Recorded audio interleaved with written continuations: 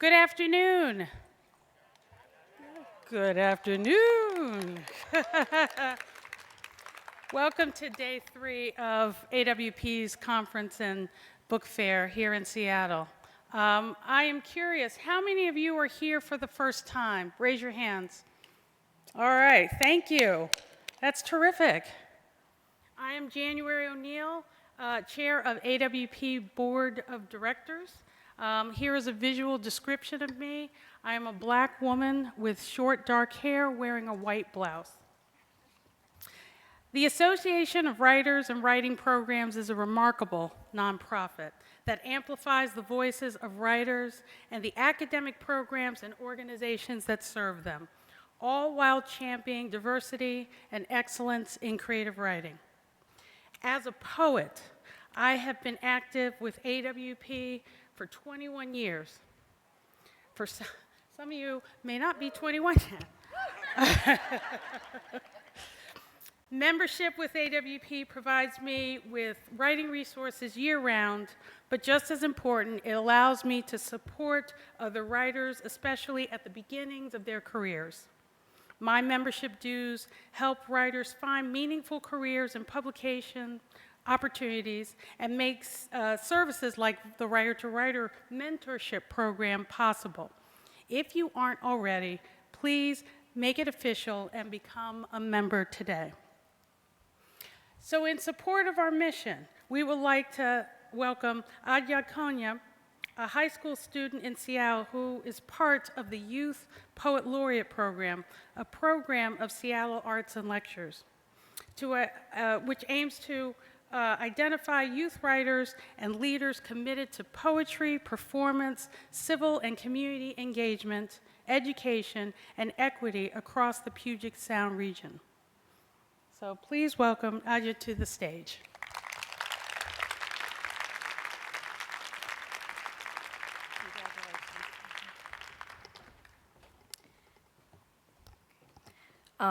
Hello, everyone. It is my, hi, how we doing? It is my absolute joy, honor, and gratitude to have time on this stage and to get to contribute to just the incredible energy and togetherness of this convention. It is very much my first time here.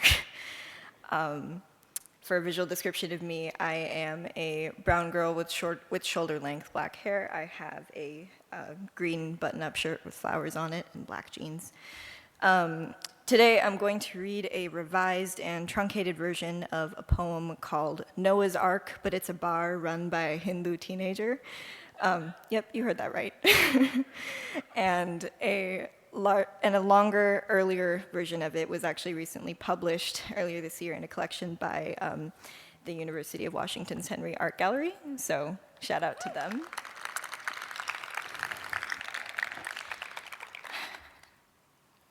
So, okay.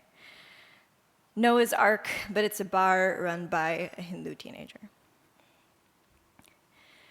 Everything I know about Christianity comes from TV and books that aren't the Bible. But Sunday school attended secondhand. Life in America wasn't for nothing. My communion was not taken of Christ's body, but rather of his rhetoric.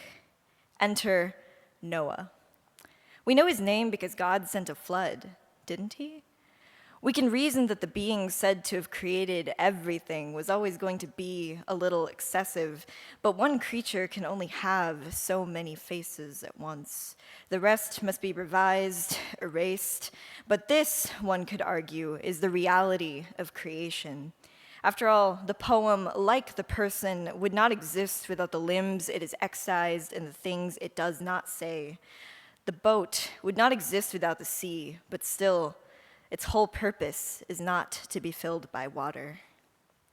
Vestigiality, if you think about it, is a good name for the condition of the things we carry without ever holding.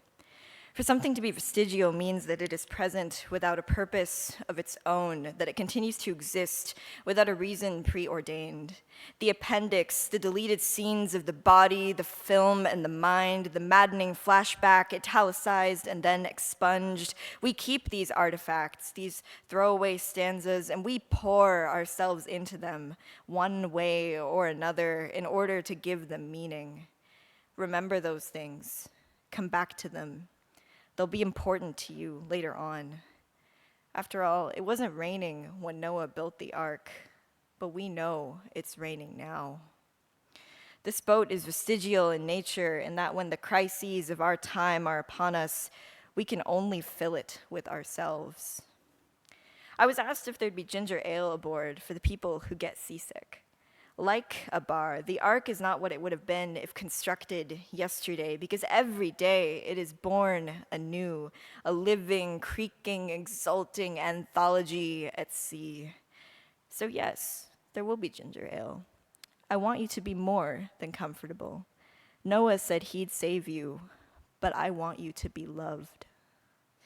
Noah's story tells us that a flood threatened all life, and he was given the great task of preservation. But for us, here and now, the flood isn't indiscriminate.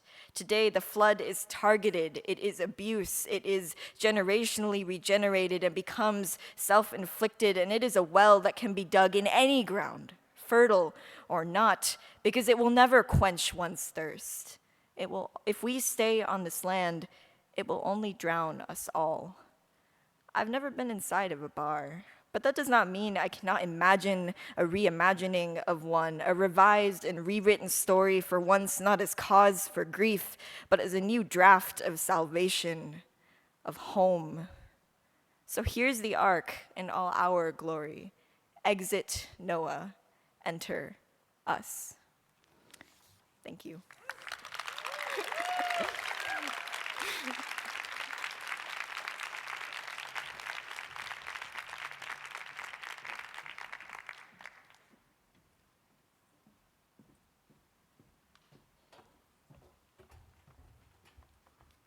That was wonderful. Thank you. We are delighted to bring you Storytelling for Change, Environmental Racism and Literature with Casey Laymon and Mbue, sponsored by Literary Arts and the Lyceum Agency. Our literary partners and sponsors allow AWP to present these extraordinary literary events and help keep our conference affordable and accessible.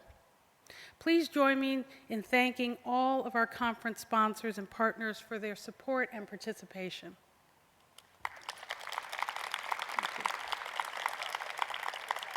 So before we start, this is the housekeeping portion of what I have to say. AWP strongly encourages attendees who can wear a mask safely to do so. And when Kiesi and Mbue signs books, we would ask that you keep your mask on. Please silence your cell phones. Remember that there is no flash photography allowed during the presentation. Respect seats marked as reserved for attendees with accessibility needs. And please, again, give the keynote speaker about 10 minutes after the event to get to the book signing table before approaching him and her to have your book signed. Lastly, we ask that you please be aware of your fellow attendees who may have disabilities and need help with AWP and being more accessible. Specifically, if you see a barrier to accessibility, let us know by calling or texting the accessibility hotline at 240-269-6635. Please also be aware of those with invisible disabilities and do not question someone's use of accommodations. Please welcome to the stage Amanda Bullock, who will be introducing our presenters today, and she is from Literary Arts.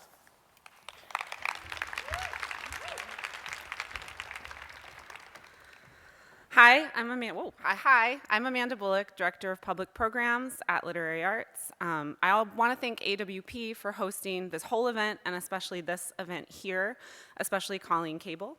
I also want to encourage y'all, this is a huge room, so feel free to move in and up as much as you'd like. We would love to see your faces. All right. Literary Arts is a nonprofit literary center in Portland, Oregon. Our mission is to engage readers, support writers, and inspire the next generation with great literature. Our programs include the Oregon Book Awards and Fellowships, the Portland Book Festival, Portland Arts and Lectures, Writers in the Schools, a weekly radio show and podcast, The Archive Project, and we teach writing classes and reader seminars and more. You can visit us at booth 613 and literary-arts.org. Lyceum Agency is also headquartered in Portland, Oregon, and represents some of the most compelling authors and academics for speeches, lectures, and readings, including, of course, today's featured authors, Kiese Laymon and Mbue. You can learn more at lyceumagency.com. Kiese Laymon is from Jackson, Mississippi. In his writing, Laymon does battle with the personal and political with savage humor and clear-eyed perceptiveness. He is the author of the award-winning memoir, Heavy, the groundbreaking essay collection, How to Kill Yourself and Others in America, and the genre-defying novel, Long Division. Laymon has been awarded a MacArthur Fellowship and is a contributing editor for Vanity Fair and a series editor with Marie Matsuki Mockett on Great Circle Books, an imprint of nonfiction books published by UNC that seeks to merge the human experience with our relationship to place. A graduate of Oberlin College, he holds an MFA in creative writing from Indiana University. He founded the Catherine Coleman Initiative for the Arts and Social Justice, a program aimed at getting Mississippi kids and their parents more comfortable reading, writing, revising, and sharing. He is working on several new projects, including the long poem, Good God, the horror novel, and so on, the children's book, City Summer, Country Summer, and a personal narrative about family in Mississippi, I Don't Know What You Mean. We're very glad he's here. That's a lot of stuff. Mbue's stunning 2016 debut novel, Behold the Dreamers, was praised by the New York Times as, quote, savage and compassionate in all the right places. The book won the PEN/Faulkner Award for Fiction, was the Oprah Book Club selection for 2017, and became a national bestseller. In Behold the Dreamers, Mbue explores marriage, immigration, class, race, and the trapdoors in the American dream through the unforgettable story of a young Cameroonian couple making a new life in New York just as the Great Recession upends the economy. Mbue's latest novel, How Beautiful We Were, is a sweeping tale about the collision of a small African village and an American oil company. Mbue herself grew up in Limbe, Cameroon, a seaside town with an oil refinery. She witnessed firsthand life under a dictatorship and was fascinated by the people who rose up against corporate greed and systems of injustice. The novel was inspired in part by these childhood fascinations and draws heavily from historical and contemporary social and environmental justice movements, as well as several current cases of environmental degradation caused by oil exploration. How Beautiful We Were was named a top 10 book of 2021 by the New York Times and was longlisted for the PEN/Faulkner Award for Fiction. A graduate of Rutgers and Columbia Universities, Mbue lives in New York. Please give a very warm welcome to Kiese Laymon and Mbue.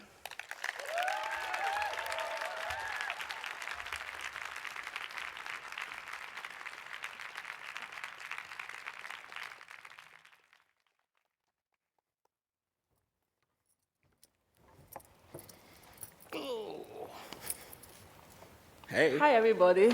Hi. Thank you for coming. What a beautiful room and a beautiful audience. So good to see you, Kiese. So happy to be up here This with is you. such a treat. We did an event on Zoom, I guess, during the pandemic, but this is our first time meeting. So congratulations on the MacArthur. That was really cool. And I guess I will start off with Kiese doing a little reading, and then I'll do a reading after. Okay. I feel jealous though. Did you get the Coco? Did you get the Coco microphone, or did? There's only one Coco, so they had to split it between us. Oh, okay.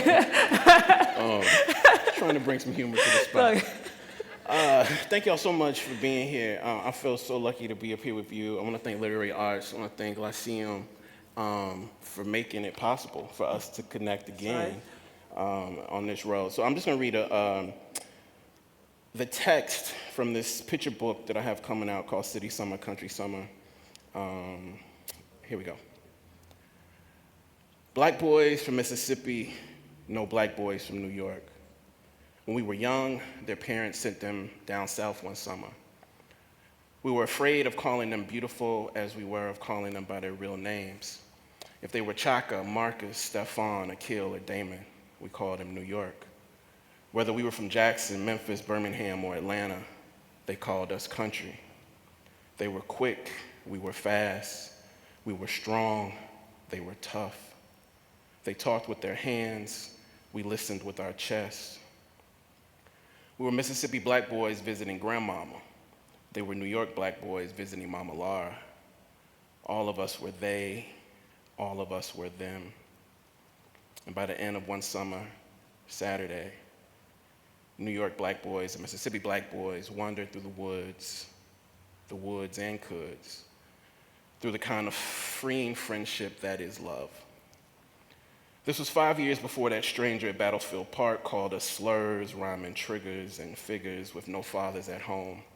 11 years before the police placed guns to our head for throwing invisible rocks of crack out of the window. 6 months after our teacher threatened to hold us back because we refused to write ourselves out of the assignments. 2 weeks after we tried to humiliate Octavia in the lunchroom to make ourselves feel harder, impenetrable, like real men. 16 hours and 14 minutes after we sprinted down Old Morton Road behind the Mosquito Man, unknowingly sucking down toxin sprinkles that we spent a lifetime unable to sweat out. Every weekday summer morning when grandmama went to work at the chicken plant, we jumped off the porch of her pink shotgun house and sprinted 20 yards to Mama Laura's. Nothing separated grandmama and Mama Laura's house other than the largest, greenest garden in Forest, Mississippi. This Saturday morning, we were out on grandmama's porch getting our cardboard sled ready to slide down the underpass of Highway 35 when New York walked up on the porch shirtless, wearing what looked like some off-brand buddies and some fluorescent wristbands. We were behind the house when we heard Marco coming from the front side of the garden. Polo, we said. Marco. There they go, we whispered to one another.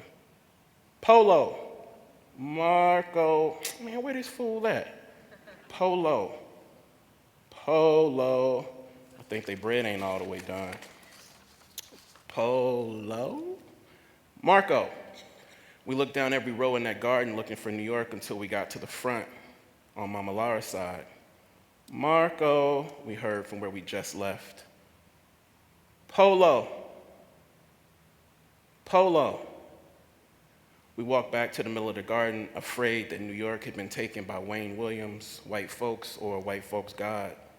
Something in those central Mississippi woods reminded New York of the language of home, being reminded of home so far away from his newborn sister, Cade Catherine, the bodegas, the apartments that scraped the clouds, the fire hydrants, and the actual blocks, terrified or satisfied New York.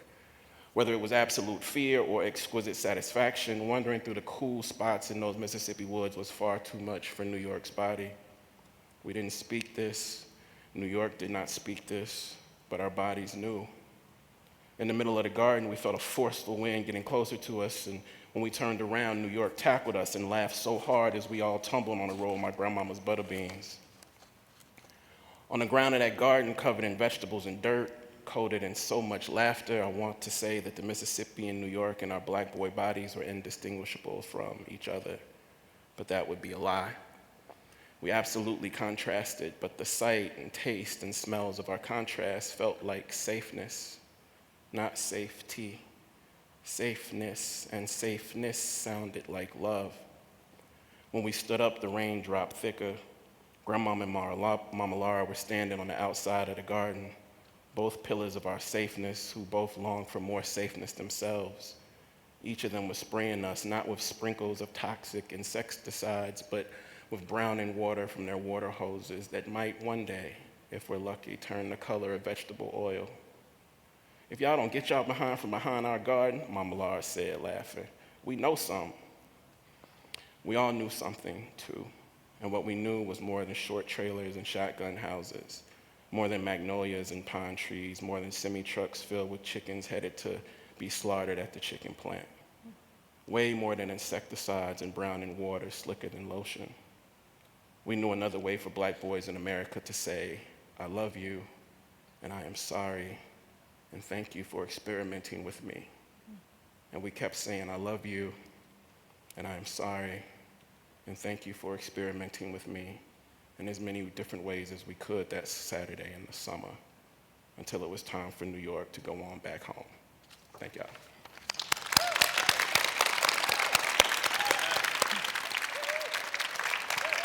Thank you.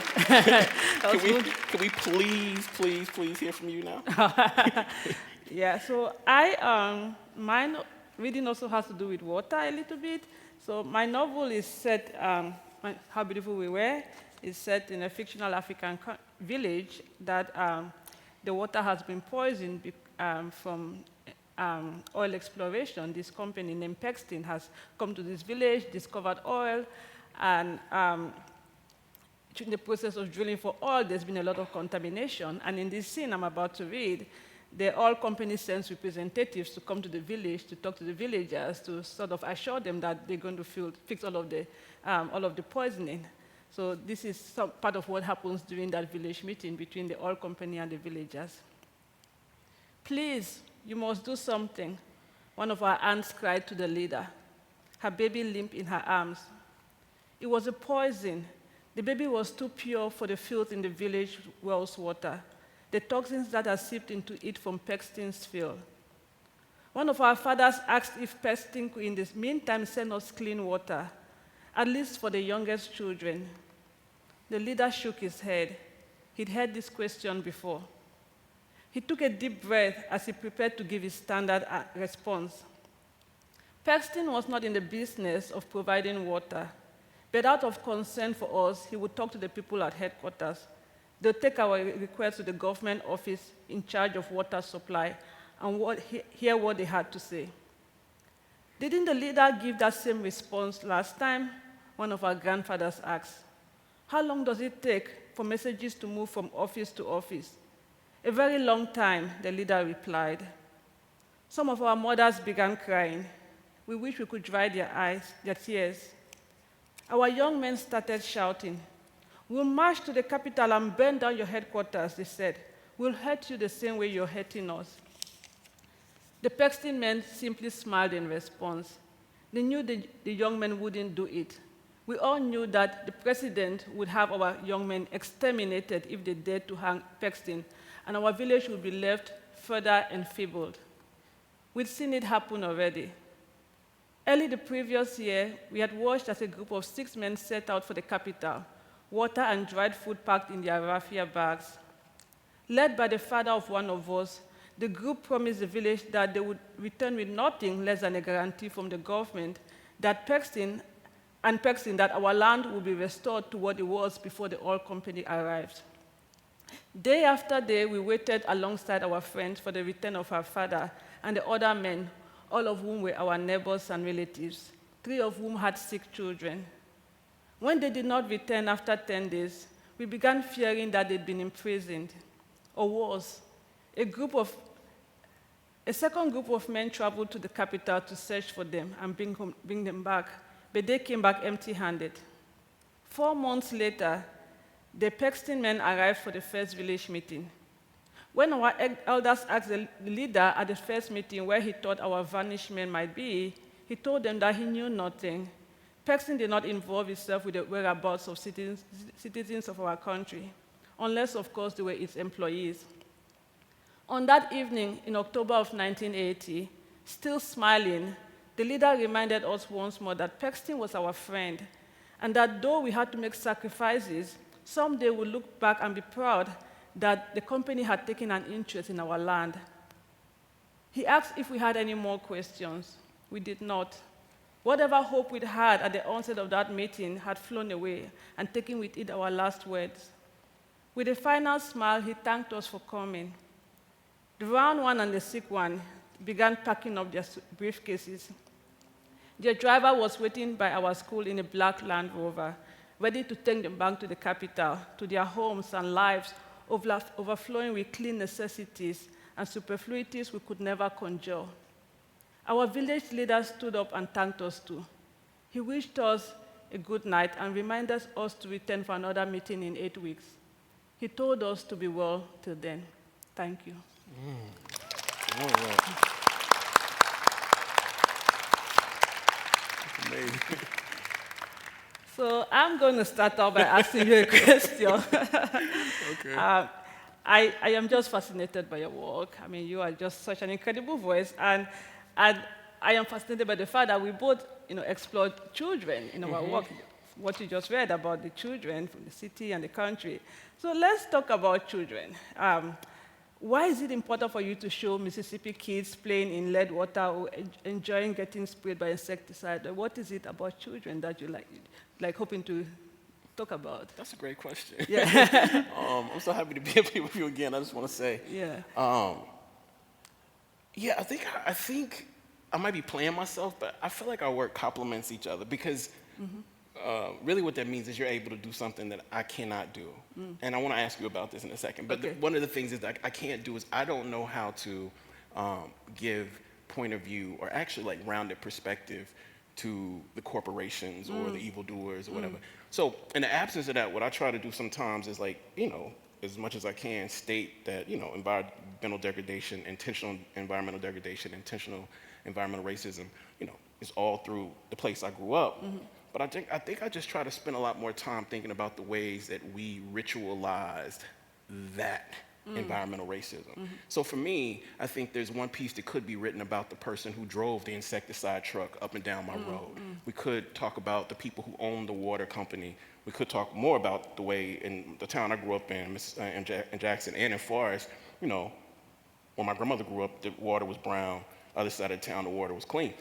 And what I want to do in my writing often is just kind of like understand that is a fact. Sometimes that fact is carried through the subtext, but I just really want to spend a lot of time sort of ritualizing the play. And that to me is just it's so awesome and devastating that we ran behind insecticide trucks just wanting to get wet by insecticide. Right. You know what I'm saying? Like it's awesome and it's awful and it's beautiful. Similarly, like, Mississippi is like 106 degrees in the summer with the humidity.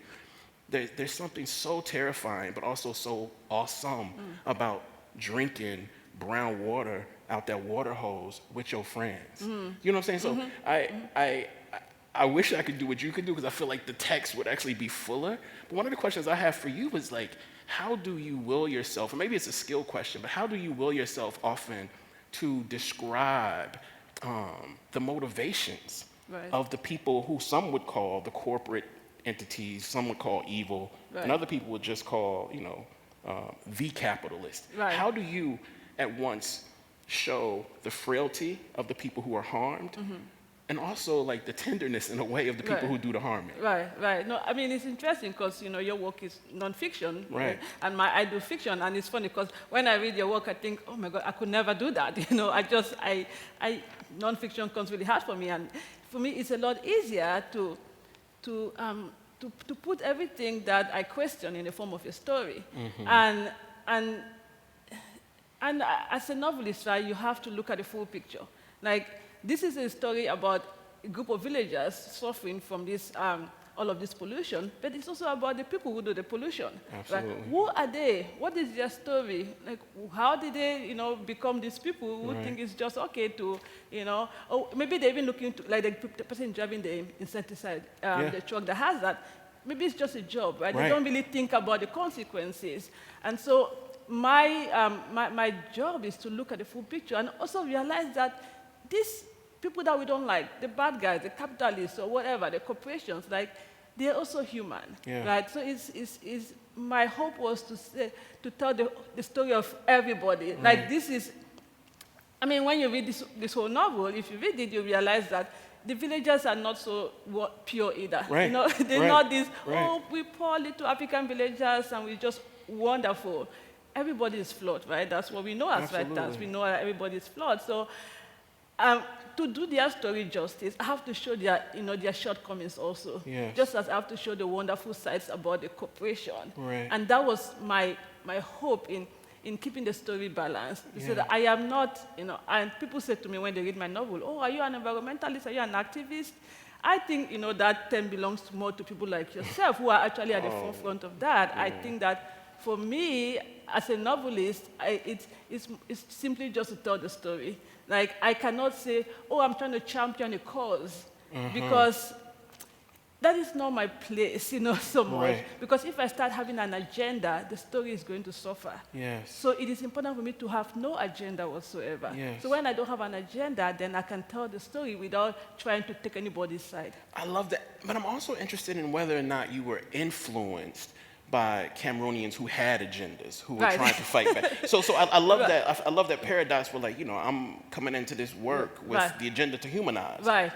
But you were very clear that you were also inspired by Right. Cameroonians Right. who had specific agendas. Can you talk Right, about right. that? It's true. It's true, and I think somebody mentioned that I grew up very fascinated by people who, were trying to do something. Activists, environmentalists, dissidents, whoever they were, I was fascinated. So, and as a child, like, these people were my rock stars.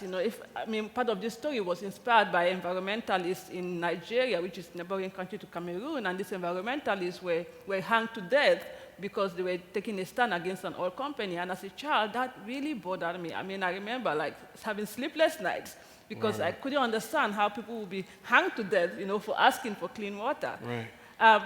But when you start writing, right, and you start looking at the world, you start looking at issues of globalization, or capitalism, of all of these issues, you realize that there's no black and white. Right. So even though I came from being inspired by these people, I also, even if you look at it in real life, if you think about the people who inspired the main character in my novel, like the Mandelas and the Dr. Kings and all of the great people, they were humans and they were Right. flawed. So even though they inspired me, I still have to paint those people, right, as humans. Yes. And I think that is what helped me to say, even though in my heart of hearts, I very, very, very believe in environmental causes, and I live my life in those principles, when I sit down to write, I am not trying to tell anybody anything. That is not my job. I am not here to change your mind. Like what great literature has done for me is to ask me questions and let me figure it out for myself. Right. And I think that is what I hope to do. And it kind of leads me to a question for you also, where you, a lot of your work has to do with gardens, because in my novel, there's where the oil company is based is called the Gardens. So we should just write one book together. I'm telling you. But you also have a lot of gardens. We see children and grandmothers searching for themselves in gardens. And so I want to talk about your favorite garden experience. And did you ever get lost in a garden like your favorite characters? Oh, yeah. I did get lost in gardens. I wrote this thing that's going to be like a kid's book. I wrote it for the New York Times 2020. And they sent me these amazing photographs of all these black boys in New York. And they wanted me to describe what I saw. And all I saw was like us playing in my grandmother's garden, which is, fucking 8 states away from New York City. And luckily they allowed me to put that in a piece. But, we played Marco Polo. We had no pool, you know what I'm saying? We didn't have no pool in Forest, Mississippi. But we played Marco Polo in my grandmama's garden because my grandmother's garden was the biggest, most lush garden in the town. And I think that my grandmother's garden was so lush, and this is connected to what you do too, because of her work for a chicken plant / corporation. So my grandmother, I'm writing about this in this new book now, my grandmother was one of these people who grew up working the land, which often means Mississippi grew up raising animals and killing animals, but she was also someone who never was okay killing chickens. I saw my grandmother kill pigs. I saw my grandmother, she worked at a chicken plant. She used to kill chickens for a living. But she would come home and she would every day say, I had to kill them little chickens. I had to kill them little chickens. And so I'm not saying she was personifying them, and obviously she kept killing them motherfuckers for like 20 years, but she felt something about that. And when she came home, it's almost cliche now, but my grandmother put a lot of what she couldn't explore beautifully in that plant into that garden. And we ate that food, and we planted that food. And when she wasn't around, we played hide and go seek in the garden. And I just thought that trying to remind people who love New York so much that there's some mystery down south for that particular New York Times piece. Right. It made a lot of sense to Right. me. But does the garden like represent? Because I mean, when you're talking about it, I'm thinking about like just sort of purity, like Right. a lot of like what we deal with is that it's about dirtiness. It's about Yes. things having been dirtied and Yes. solid and being destroyed. And when you talk about the garden, I think about the purity. Like, is it like some sort of celebration of this place where everything is clean and and that how things could be, Yeah. if there was more justice. Yes, I mean, and I think you'll feel this too. I mean, as a kid, it felt pure. Right. Right? I mean, when you get older and you understand, you understand a little bit more, it becomes less pure. But like for me growing up, my grandmother was the kindest person in the world. She would give you everything, everything. Like part of her pushback against what we call, Jim Crow in Mississippi was like she believed she should share with everybody. But consequently, on the flip side, you don't steal from her. Right. Or you get shot. Right. And you particularly don't steal from her garden. Right. And I just think that meant so much. You know what I'm saying? I saw my grandmama go off on people more when they stole cucumbers and shit than when they stole her purse. And like part of that was because she planted That's that right. fucking cucumber That's right. and tended Right. to that cucumber and Ownership. would give you that cucumber if you Right. said, "Can I have Right. it?" Don't steal And- it. Yeah. So like you don't have to steal. But I'm so taken by this notion of you're not trying to show people anything because I'm interested in what role then ethics and morality play in the Right. work. Because some people who read your work like me, and some people who read your work Right. read a kind of morality or ethic Right. into Right. it. What do you think about that? Right. So I just want to say a point to your grandmother, being aware of the chicken, she was cleaning all of that. Part of writing this novel made me stop eating meat, Oh, So- for real? Yes. I haven't eaten meat in 28 years, See? because I went to the chicken plant Somebody's for happy 2 that hours. don't eat meat. Thank you. So I don't. Yeah. So I think it's. I don't know. I think part of it was like just being aware of violence, Right. different kinds of violence, and the level of violence I am committing. That's real. And so I had to think a lot about that, and also other things that have happened in the world that made me Yes. really question that. But to your question about, me not having an agenda, right? Going Yeah. back to that. So think about it, Casey. Think about your favorite books, right? Think about Right. the books that affected you. Do you think that the writer was trying to get you to think or feel a certain way? Is that I'm going to say no, because I think you Right. want me to say no. no? Okay, I think no, but I think I hope so. But go ahead. Yeah. But I feel you go ahead. I don't know. I Yeah, don't yeah, know. yeah. To me, it's a definite no. Yeah. Because, I don't know. I have many 1 million books that I love. But let me think about probably a book you've read, Toni Morrison's Song of Solomon, right? That's a book that probably people read in school. Was she trying to say anything? Maybe she was. But me, as a reader, I like to go with a blank, as a blank slate, and to not be forced in any direction. Right. I think that you have to trust people that when they hear the story, that if their hearts are open, a seed will be planted, Right. whatever kind of seed. And again, it comes back to interpretation. People will interpret your work in a million different ways that you never intended. I Right. mean, I have had people come to me and say things I was like, what? Really? Right, you see that. That's what I was trying to say. Because Right. I don't. So for me to start going out there and trying to make that point, it's a waste of time. Yeah. Like, I would rather focus on the story Right. and say, you want to read the story and think oil is wonderful and pollution is okay? Okay, fine, because the fact is that, people will argue that, there's a collateral damage for most things in the world, and, this is just what happens. But I like to say that I am not a priest, I am not a rabbi, I'm not a professor. I Gotcha. think that the people whose duty it is to, to do those things. I feel you. Certain things are above my pay grade as a novelist. Yeah, yeah. And that is what, I don't know, maybe I'm a little bit protective or defensive of myself because I don't want to do that. It's not who I am as a writer. Right. That everything I have to say, it can be told in the form of a story, and that everybody will come to it in their own way and interpret it. And I have been given the wonderful gift of people coming to me and saying that, wow, this story made me more empathetic. It made me consider what it's like to be an immigrant. It made me think about, my carbon footprint. It made me think about other things. But I would have, I would rather do that than say, okay, I'm going to have a story that going to make people become. Now, when I give lectures, it's different. When I give a lecture, I go on, and I say, please don't, kill animals or whatever.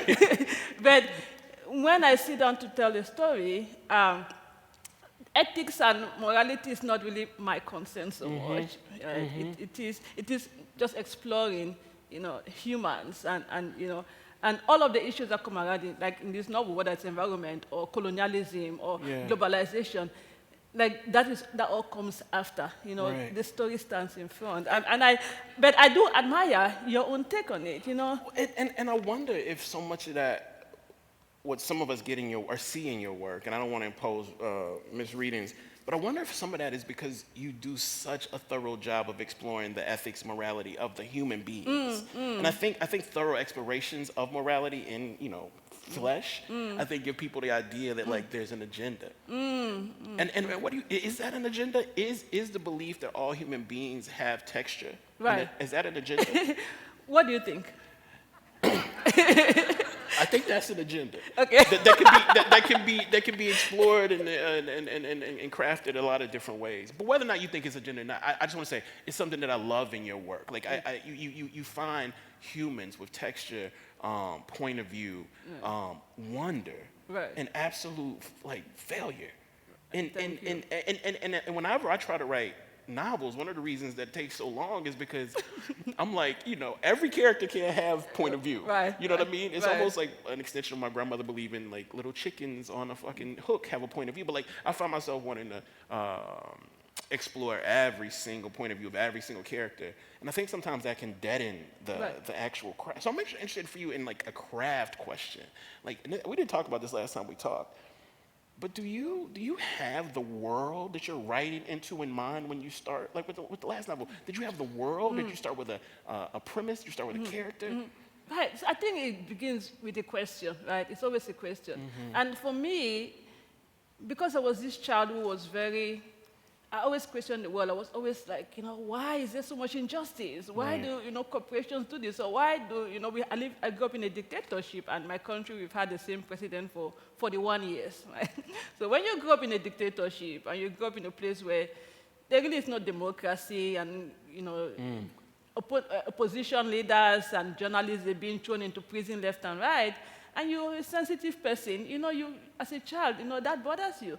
So when I decided to start writing, I just wanted to, question that. And the word didn't come first, right? It was more about what is it like to stand up for something? Right. What is it like to dedicate yourself to a cause, and you're willing to like even give your life to that? And that is how that came. Now, this novel took me, I started writing in 2002, and it didn't come out in 2021.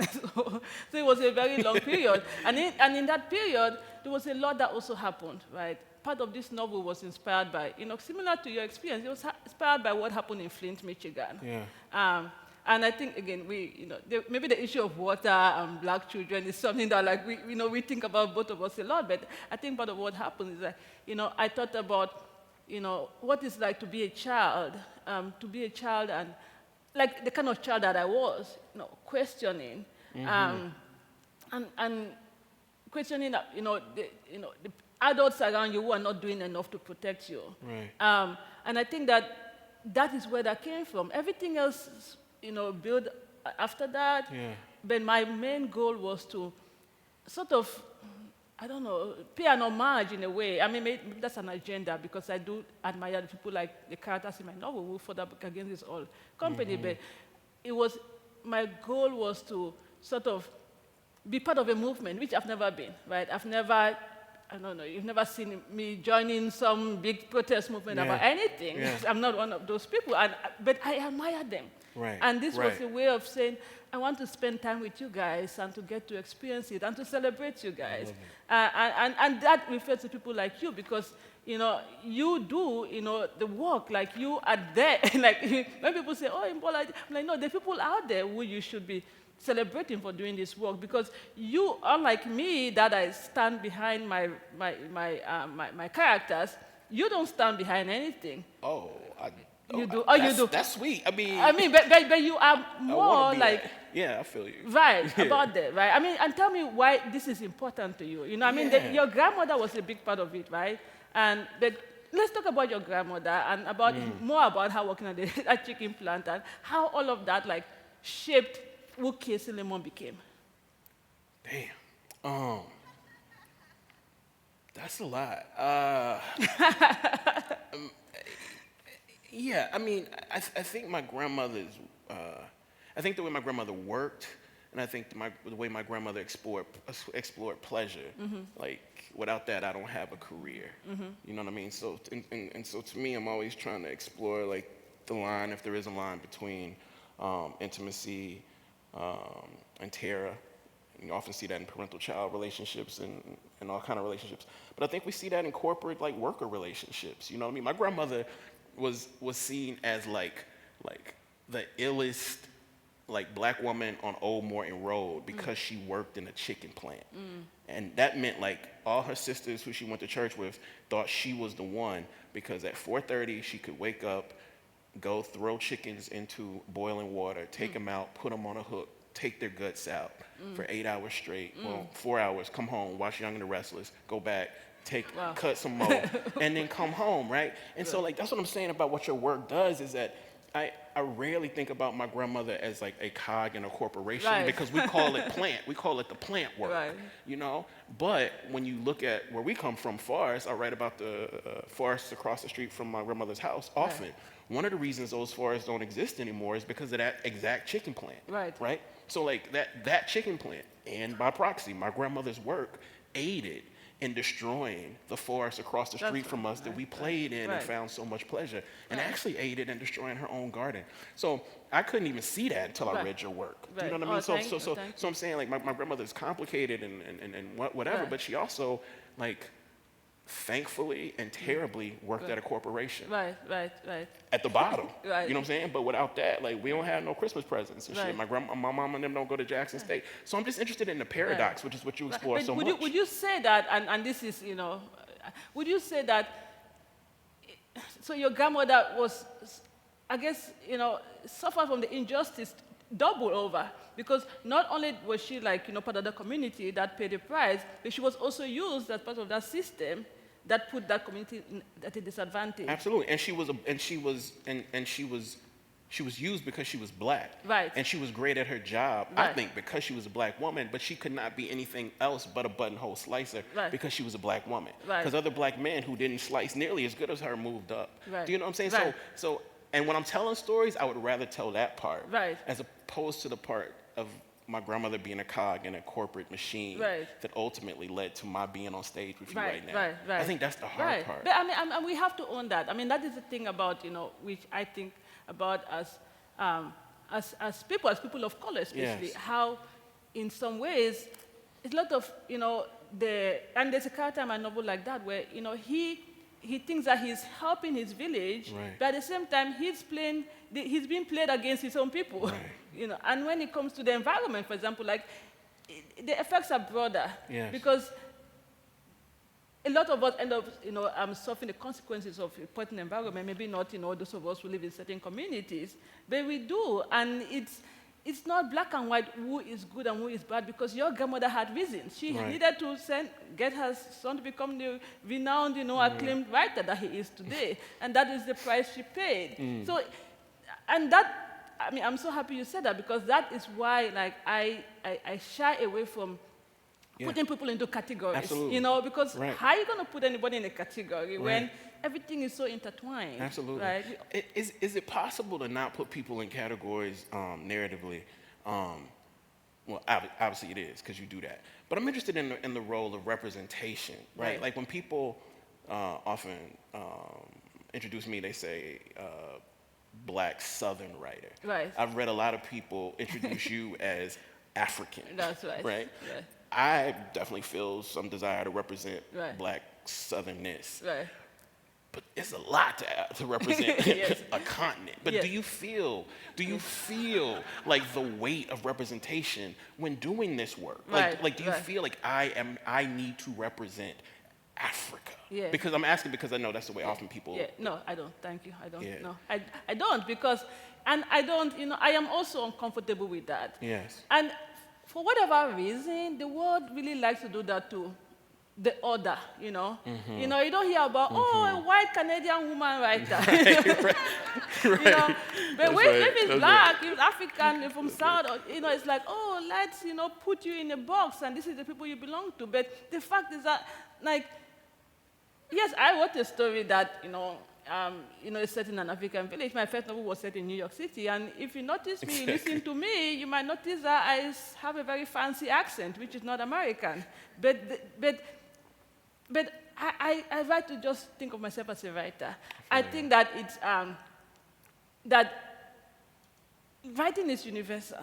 I mean, as a child, I was transported by Shakespeare. Was it because he was writing for an African girl? No. And I think that we do ourselves a big injustice when we start putting all of these categories.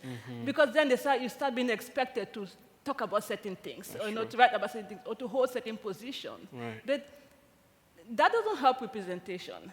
I think representation is help when there's, like you're allowed to have a broad space to talk about what matters to you. And like people will say, Mbolo, you write about the environment. Did you suffer from environmental degradation in your childhood? No. I never, ever had, unlike you, I've been blessed to only live in very clean environments. So I've never been part of a cause, like I said. So none of this has to do with African or not African. This story that I wrote is happening in West Virginia. Yes. Standing Rock happened. I mean, this story is happening in Asia and Latin America. Right. So to sort of, put it into like saying, this is black or African, it has nothing to do with that. As much as I am very proud to be African, very proud to be black, I, again, focus on the human. I think that, but I also understand that the issues that affect certain people, and my novels, my first novel deals with, issues that affect immigrants, for example, struggling to get papers. That is very specific to immigrants. So I look at specific issues, like specific characters and what they're dealing with. And I try to talk about characters fighting back against certain socioeconomic, struggles. Right. But I think this categorization, I don't know. Yeah. I mean, how do you feel about, being black from Mississippi? I mean, it's wonderful and that you're black from Mississippi, but do you strongly hold on to that as an identity? Yeah, you convince him. I mean, I do. Okay, you do. But I actually feel what you just said in a way that I haven't felt before. Like, I understand what you're saying. For me, it feels, about time. Yeah. We have to wrap up. Yeah. For me, I'll just say because black people in this world, but I'm just gonna talk about my state, have been so targeted, and that target has come with this perception that we lack. I feel like I need to let the folks who made me know that we here. Yes. And people can call that representing or not, but Black Mississippi is important. You're telling your story. You're telling your story. Yeah. And But the hard part, what I love what you're saying is I don't want anybody from where I'm from to think my story is their story. I want people to be able to tell their stories. No, as well. I completely agree. So do we have time for a question or two? We do. We have a microphone. Okay, so we have time for a question or two, I guess, if anybody has any questions. There's a hand over there.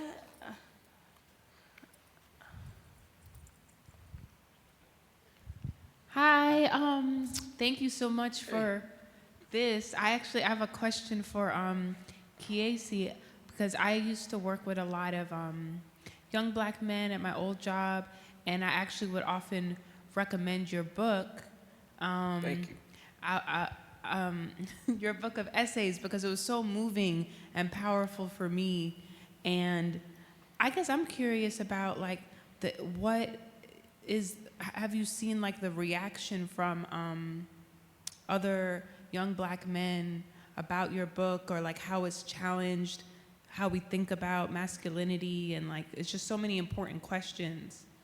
Yeah. Yeah, thank you for asking a question about anything that we write. I still think that's magical, you know. Like, that's so weird. I'll just say briefly, thankfully, because of my grandma, my mama, wonderful people at Lyceum, my, folks who I work with editorially, people talk to me a lot. Black men talk to me a lot about secrets, and I think that the thing that I can never get used to is, I've said this before, but it never stops happening. I bet it'll happen today. The finest brother in the room, who looked like he got 2 or 3% body fat, invariably comes up to me and whispers in my ear and be like, bruh, like, thank you. I got a problem. Can you help me? And the old me used to come up with like, yeah, brother. Now I'm like, motherfucker, I wrote a book. Like, that's about as much as I can do. I can listen. But if you want to talk to me about body dysmorphia, and you want to talk to me about your disordered eating, and you want to talk to me about how you feel like shit if your waist isn't 26 inches, I will listen. And I'm saying, when 2018, when that book came out, I started trying to do like the fake psychologist and shit. And I hadn't even been to therapy. I'm doing some shit I seen on TV. I'm doing Dr. Melfi from The Sopranos and shit. I'm like, but anyway, so yeah, a lot of people talk to me. A lot of black men talk to me. But the people I'm most shocked at are the people who appear to look the most together. And actually, I'm thankful that there's a space. I just wish that I was. Actually, I think the best thing I can do is listen and tell them where they could actually get help, and that's what I try to do. So, I just want to add that I read Heavy. I mean, I listened to an audiobook to Heavy. I loved it. I didn't tell you that yet. Guys, if you haven't read it, you should read it. That's so sweet. It's a wonderful, wonderful audiobook. I think the audiobook is even better because you're so passionate, so just really deep. Thank you for that. Yeah. I appreciate that. Somebody right there.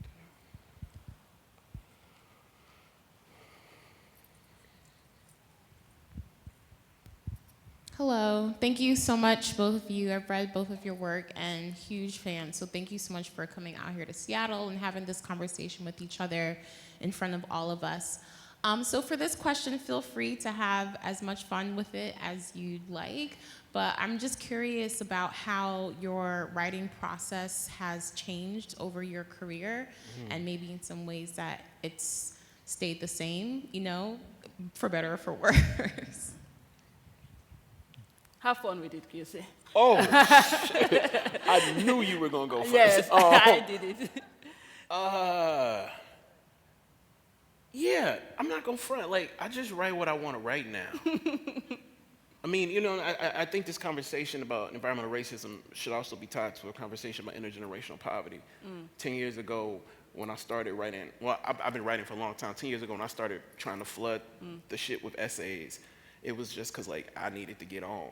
You know what I'm saying? I didn't want to be writing all that fucking shit, but I ain't had no money. I ain't had no end. Now I got an end. I got a little bit of money. I can fucking sit down and take my time with some stuff and not feel like I have to jump into, you know what I'm saying? Like the Chris Rock shit. Like 5 years ago, bro, I would have destroyed that essay, But now I just got other things to do. I got to tend to my hips. I got family that I love. I'm not finna write about everything no more. I don't, that's how I feel. Right, no. So mine has changed a lot because I think, unlike you, I never went to school to study writing. I don't have an MFA. I was that person who sat in their bedroom and wrote stuff, thought, oh, this is great. I'm going to publish it. Writing was a hobby for me. I was like, I'm just going to write. And I didn't even know there was such a thing as a publishing industry. I basically just wrote, and then one day I moved to New York City, and I met all of these aspiring writers, and I thought, oh, I could get this work out into the world. So I sent it out there, and it took 3 years of being rejected, and then I finally got a publisher. But so I never had any kind of process. People always, I'm like, there's no process when it's just your hobby. You have a full-time job, and then you write whenever you want. That was my first novel. My second novel, which I finished after my first novel came out, there was a bit more of a process because then I knew I had to finish. This is a story that mattered to me, so I worked really hard. And I had more of a process. Now, this is my third novel. Now, the difference is that I'm studying a novel for the first time as a writer. My first two novels, I started as hobbies, That's amazing. I just was like, oh, I love to write, let me check it out.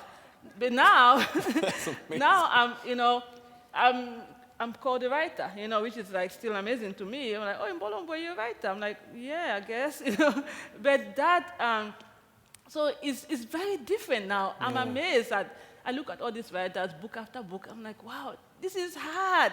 Like novels are really hard. So And hard. So now I have more of a process because I have like more structure to my days because I sit down and I, write and turn on my, and at least don't look at internet. I used to have a YouTube addiction. I used to watch all these YouTube videos, and now I have to like not look at YouTube, but I won't write. So that has, for me, the biggest change was moving from this person who just wrote as a hobby, and because I went to school for graduate school for education, and my plan was to get a PhD and become a college professor, like some of you lovely people. And that didn't work out, and then I sort of like fell into writing. I like to say I became a writer because nothing else worked for me. Now that I'm no longer in that space, I have to change that mind frame of like, oh, now I actually write. And it's kind of like, not that it's taking away the joy of writing because I still love to write, but it's very different. Now that I have, and I'm blessed with a wonderful team, my agents are here and all of that, but it's more of, okay, now I'm writing. This is not just some play thing that I do on my side. On the side. Right. And the good news is that I just sent my third novel to my agent on Thursday. So thank you. Please clap after she reads it, because if she doesn't like it, there's no need to clap. But so yeah, it's. But I mean, I don't even think you know how it make people feel in here for you to be like, oh, I was just playing around for them first 2 books. I ain't know. I'm like, God. Okay, well, dang. it was a lot harder than that, I should say. But yes. What? But the second one, I finished it when I had a team around me, so that helped. The first one was mostly on my own. That's amazing. Thank you. Hello. Hey. Hi. Hi. This question is for Mbue.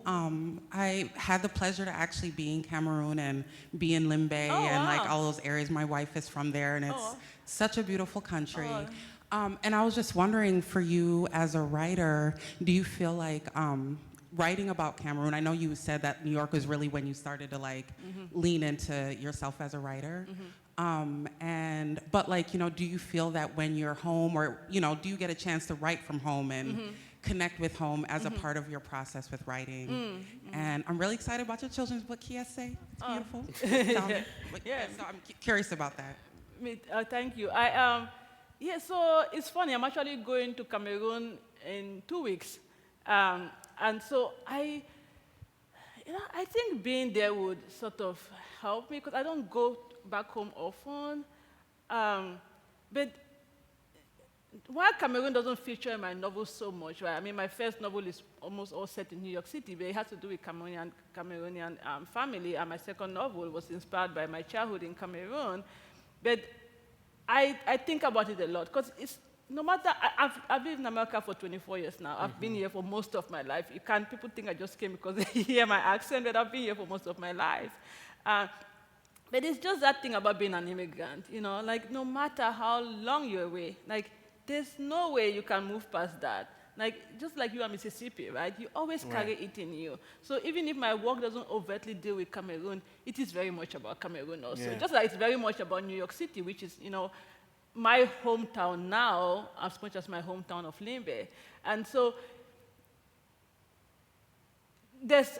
I'm looking forward to going back home, in the midst of writing this third novel, because I think that just being there, there's a whole other level of inspiration I have. There's a whole other level of understanding myself also, because a lot of my writing is very, very subconscious. But it's only later that I realized that all of these stories are really about me also. Right. I don't know, maybe I should try therapy to help me sort out, why I have to, write a novel to figure that out about myself. But, I mean, yours is probably easier because it is, about your experience. But mine, it's only later that I realized that a lot of my novel was about me also exploring my own life and my own childhood. And I don't think I have what it takes to write a memoir, but I think that if you know me and you read my novels, you see that, you see me all over it. I love that. Yeah, right. I mean, you are all about writing about yourself already, right? And you need to explore yourself like that. Yeah. I mean, yeah. I kind of need to explore myself that way. But Yeah, I mean, I just have nothing else to say other than, but the process, that process you just described of discovering self, what do you think of, like, do you feel like there's more to discover, or you feel like you? Huh. I mean, yes, yes. I mean, it's, you know, it's the moment you start opening that you start seeing yourself and you realize the things, again, like this novel, which was very, very painful for me to write. And I just realized that I struggle with a sense of helplessness. Right. Like, I feel so helpless about a lot of things, and that really keeps me up at night sometimes. But I didn't really accept that, that I am that one of those people that, feels so helpless often.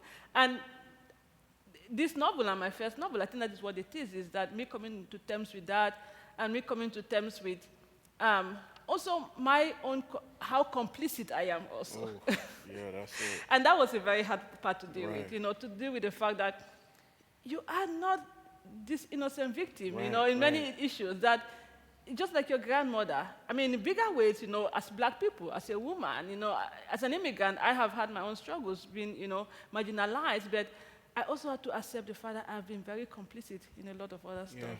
Not that I was aware of it. Absolutely. I mean, do you feel complicit? Oh yeah, definitely complicit. Yeah. I mean, yes, absolutely. Yeah. I feel like that's my genre. Yeah. Complicity. Yeah. Well, I think, there's a question over it. Okay, I think we have time for one more. Oh, there One? goes somebody. Okay. Oh, one more. Raise your hands again.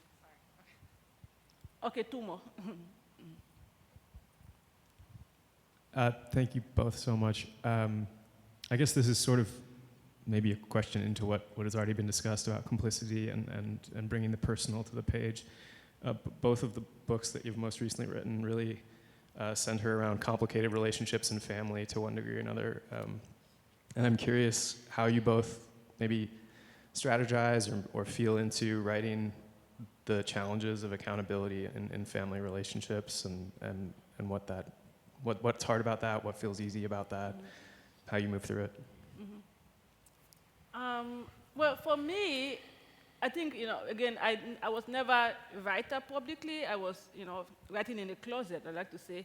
And then one day I was outed as a writer, which was very painful for me. I know it will sound really odd, but my mother did not know I was writing. Right? And then one day I got a book deal, and it was on the internet, and I called my mother, I'm like, so I'm actually a writer, and I have a book deal. And she was like, what? Don't you dare write about me. Oh, that was shit. the first thing she said. She was very proud, but she was like, whatever you do, don't mention my name. Damn. So that is part of why, I don't think I'll ever be able to write a memoir, because my mother would, not be happy about any of it. So that is part of the family issues that, I can't. And I'm also very private by nature, so I'm very respectful of everybody's privacy around me. And so that, again, is another gift that I get from being a novelist, is that I can go all out on everybody because I am not, identifying anything, even though some people are like, oh, Mbue, I know that was me, right? People, they don't do that. Right, But right. they're like, I knew that was me. I'm like, no, that wasn't you. Oh, no, that was me. You tried to say this about me. No, I'm not trying to say anything about you. but it is that, and that is why, again, I try to focus more on myself and more on my process of questioning myself and going through my own process of self-discovery as opposed to writing about other people. But how does your grandmother feel about, I'm guessing she's not like my mother, right? She didn't say, don't you dare talk about me, right? I mean, it's so complicated. My grandmama. I know you love her very much. Oh yeah, about and my her. grandmama Yes, definitely yes, is the she's don't take shit outside the house. Right. But she also was like, I love that you pay for my house. Aw. Do you know Oh, what I'm you're such a saying? good My mom is a grandson. different story. When you ask that question, I start thinking about my mother. It's different because, writers always talk about this. All of our stories and memories are not simply ours to tell. That's right. But I do think that one can gain enough skill and will to tell those stories that are not ours to tell with integrity, with joy, with love. But I don't know if you can do that without talking to the person while you're doing it. I think that gets complicated when sometimes you're talking to people who or feel abused you, Right. Like I would never suggest you need to talk to abusers Right. to write your shit.